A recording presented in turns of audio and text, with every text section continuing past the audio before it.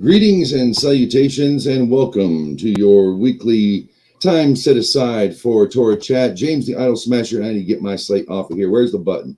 I got to find the button. I know I got a button on here that makes this happen. I just can't find my button. There it is. Welcome to the Nexus. I am James, and today we're in the shack. This is my little radio shack here I got going on. It's really the last place I can go that doesn't have a bunch of junk on shelves, because we have a lot going on here at the house that you don't need to be seeing. So hit that like, share, and subscribe button and all that good jazz. Thank you for tuning in on Rumble. We're also over on YouTube temporarily. And the folks on X, I've got a link to join right down below in the comments. It's the first and the only comment there'll probably be. And a link over here as well in the chat if you'd like to join us while watching on YouTube or Rumble, which is where the full show will take place. Rosalie won't be able to make it this week, but that's okay. If she can, she'll get in.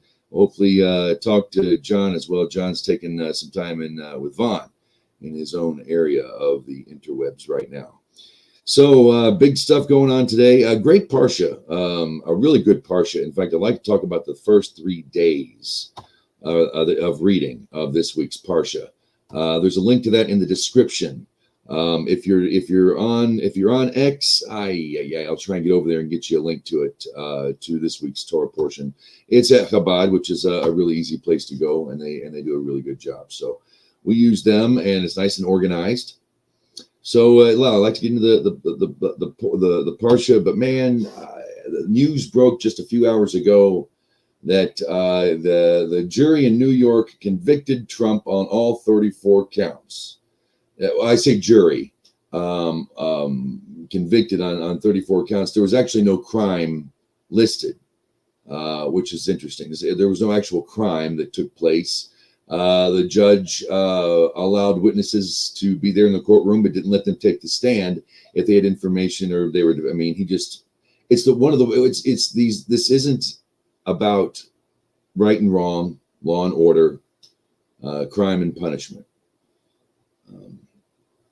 We're in deep doo-doo in this country because of what now. See, it's happening to Trump. It's happening to the former president or sitting president is more.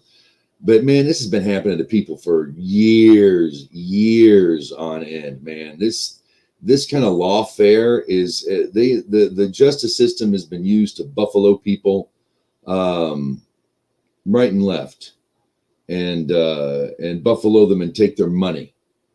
And that's what courts have been doing. That's the whole thing's about.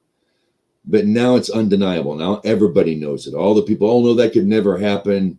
Not with our God-fearing George W. Bush. Not with our brown Obama. Not with good old Bubba. This could never happen. It's been happening. It will always happen. And they do it to the common man. They're just doing this against Trump now. If they want to go after you, they'll go after you. You don't have to be guilty of a crime to be found guilty of it. I've been there.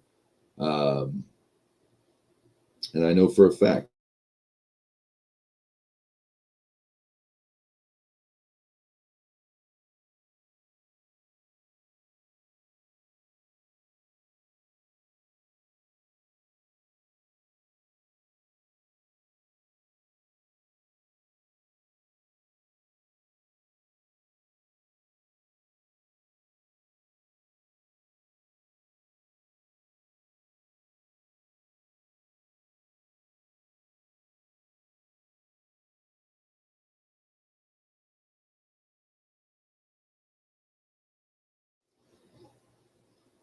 It's still here. Amazing.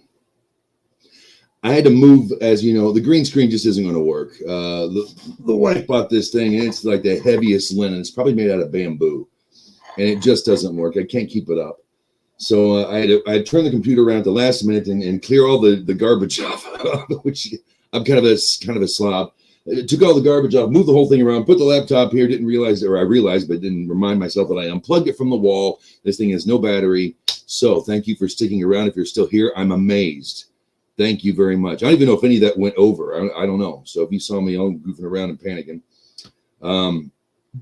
Okay, where was I? Anyway, so with Trump, this happened to Trump. The judge, I don't know if you know this. A lot of people don't know this. Just recently, when he gave instructions to the jury, he said, 1, you don't have to be unanimous, and 2, it doesn't have to be unanimous on a specific charge. I just need 9 people to say he was guilty of something in those 34 charges, which were ridiculous. And to begin with, even liberal lawyers are raising their eyebrows and rolling them, apparently. Well, that pretty much gave them carte blanche to convict him. It didn't need to be unanimous on each count or on all counts. You could pick and choose. So this won't last, but he's been convicted. He's a felon now. Why?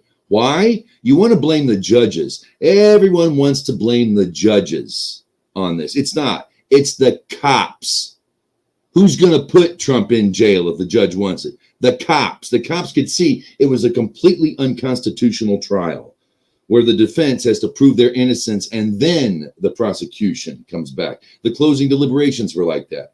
Where the closing statements where, the defense went first and then the prosecution. For those of you who aren't familiar, if you ever watched Boston Legal, the one guy will come up and make a statement to the jury, and then Alan Shore gets up and blows it all away. Okay, well, this time they reversed it, where you had to prove your innocence first. Okay, see? You can use the word kangaroo court. It's an injustice is what it is. It's injustice, not injustice, injustice. And now that we can all see it for our plain selves, and we know just the kind of people who were cheering it on, the level of subhuman, I guess you might call them, cheering this thing on, you know that we're in big trouble. This is bad. This is bad. When your communist predecessor goes after you, using every tool, including injustice.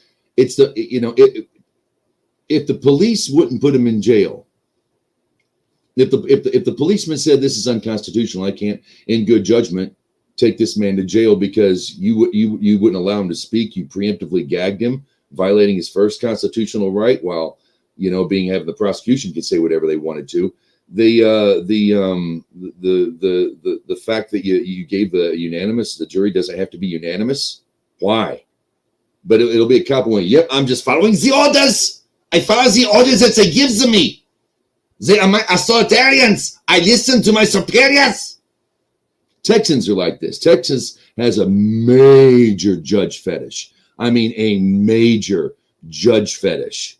Nobody, not the governor, not the city council, nobody told Dallas people they couldn't open their businesses and had to wear masks. No, it was a judge who wrote it. And he just declared all by himself. And everyone's like, yes, judge. Who watches the judges? Are we going to expect God to do it for us? That's something maybe I need to start studying in the Talmud. What do we do when we find corrupt judges, when it's obvious who these people are, when they're known? What do we do with them? How do you do that? Lawyers don't sue lawyers. They just don't, because they're lawyers who pretty much have their fingers in everything.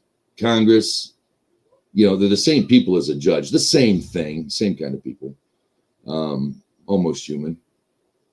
And now we're proving it. But it's the police who are going to just follow the orders of these judges because somehow, the court, well, what if it's a corrupt court? You going to put them in jail anyway? Really? It's illegal to bust these people in from the border, to fly them over to avoid the cameras and take all the kids and put them on a plane and fly them somewhere. But you're going to do it anyway because you're following the orders given to you by your superiors. We have created an authoritarian United States. That means that we've created an entire population who's just ready to serve the crown whenever the crown speaks. And that's what you get. This is what you get. The president the most peaceful president, the most prosperous president, the first president to give a real dent in criminal justice reform, they're going after him.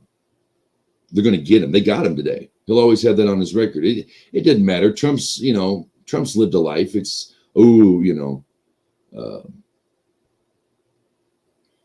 but still it's there unjustly. It will probably not get overturned. I don't know. We'll see how it goes. Everyone's like, well, they convicted a ham sandwich in New York City. It's like, yeah, I don't know about all that. New Yorkers have a different view. I've seen a few men on the streets out there. New Yorkers seem to be coming to realizing, the idiocy of supporting Joe Biden and anybody who supports him. and hating Trump. There's no reason to hate the man. The man wasn't hateable, in my opinion. I don't think a lot of people are hateable. I can think of a couple. That's personal. So this concerns me on a biblical level because one of the universal commandments given to the lot of humanity, everybody is responsible for setting up fair and balanced courts of justice to regulate the previous 6 laws in the Noahide law, Noahide principles, you might call them. One of them is lying in court, perjury, and not being a court of justice. You know what I'm saying? Well, in America, it's all, get stiff upper lip and stick up and stand real straight and tall. It's about a court of law. It's a court of law. That's Americans for you. Court of law. Yeah, and you let the slime of your species lead you in those laws. They're called Congress critters. Most of them aren't human. Mitch McConnell, not human. Chuck Schumer, not human. But he's Jewish. He's not human, let alone Jewish. Bernie Sanders, they call him Jewish. The only people who call him Jewish are non-Jews. Maybe he is. Maybe he is. It certainly doesn't show. Following the orders. I serve my country. I'll do whatever. It's like, you're not in the military. Don't be like that. You're a civilian, for Pete's sakes. You don't have to stand up and put your hand on your heart when the president's on the TV. Come on. Is that the kind of, what kind of stuff have we created ourselves here in America now? We got this going on. God doesn't say fair and balanced courts of law. He says fair and balanced courts of justice to bring balance. What they're doing to Trump isn't balance. What they do to people and what they did for years with the drug war was not balance. It's all about crime and punishment. Crime and punishment. Tough on crime. Tough on crime and punishment. And punishment. That's law. That's the law. The law. Laws are scum. Most of the laws of men are scum. They're scummy. They're just disgusting. Now, some things pass through the generations of civilization. Adultery was frowned upon always. Theft, not appreciated at all. Murder, not really accepted in the world. Even cruelty to animals. While we can go to certain places even today, like Korea, they will eat a live squid. That is gross. It's wrong. Stop doing that over there. Stop that. Shame on you. You don't eat live animals. Don't. That's horrible. But for the most part, they wouldn't want to see a dog being beaten and whatnot. Or, there's some compassion. I don't get the live squid thing. That's disgusting. But for the most part, we stick with these certain principles that guide civilization. Illicit sexual behavior, being, having a plethora of things now we could talk about. And when you say murder and personal injury, we have to go with accidental murder. Or you just wanted to beat the guy up, you didn't mean to kill him. There's different levels of unjustly taking a life that aren't necessarily murder, but you have to start with murder and then work your way back. That's just kind of how it works with a lot of law in Torah. But when you start making up all this other stuff, and when you start bringing in the laws of men and the ideas of lawyers and elites, this is what you get. This is what you get. They sideswiped the boomers. They had to deal with their communists and their burning places to the ground. It was nothing like the summer of love in 2020. Yeah, they tell you, Trump's going to put people in prison and round them up. And yeah, he wouldn't even invoke the Insurrection Act in 2020. And maybe he should have. But anyway, it's not right. And I'm going to just talk about some other stuff, but not on YouTube. Folks on YouTube, thank you so much for watching. We appreciate you. All of our past shows dating back almost 10 years and all the ones that survived are right there on the Idol Smasher YouTube page. You can go back and I'd like to do it again. That's why I have a link over here, and we'd like you to join in.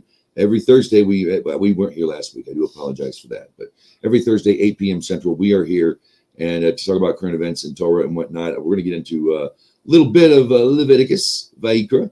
So YouTube, we are out of here. Thank you again, and we'll see you on the flip side. Moving right along.